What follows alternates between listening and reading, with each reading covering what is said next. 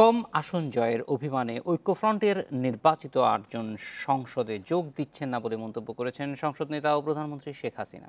এ ধরনের অবস্থান যৌক্তিক নয় বলেও মনে করছেন তিনি। সংসদে কথা বলার সুযোগ রয়েছে জানিয়ে বিএনপি ও গণফোরামের নির্বাচিতদের অধিবেশনে যোগ দেওয়ার আহ্বান জানিয়েছেন শেখ হাসিনা।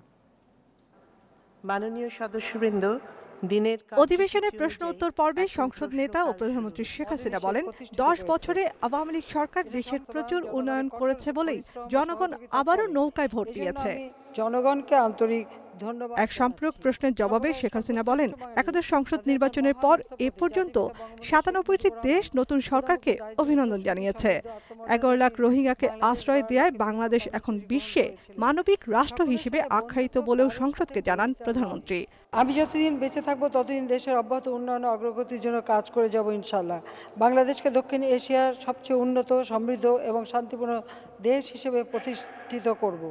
সংসদ নেতা ফখরুল ইমামের সম্পূরক প্রশ্নের উত্তরে সংসদ নেতা বলেন, নির্বাচনে অংশ নিয়েও ঐক্যফ্রন্টের সংসদ বর্জন করা রাজনৈতিক ভুল সিদ্ধান্ত। অল্প সিট পেয়েছে সেই অভিমান করে তারা পার্লামেন্টে আসছেন না। যদি তারা পার্লামেন্টে আসে তাহলে তাদের যদি কোনো কথা থাকে তারা কিন্তু বলার একটা সুযোগ পাবে।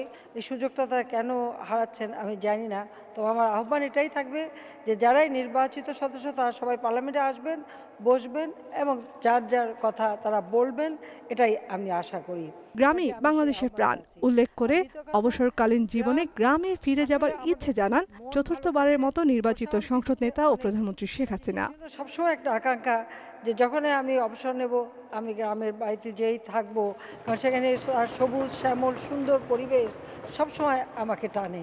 কাজে এটাই আমার একটা ইচ্ছা। প্রধানমন্ত্রী বলেন, কুচক্রী মহল যাতে কোনোভাবে সাম্প্রদায়িক সম্প্রীতি বিনষ্ট করতে না পারে সে ব্যাপারে সজাগ আছে সরকার।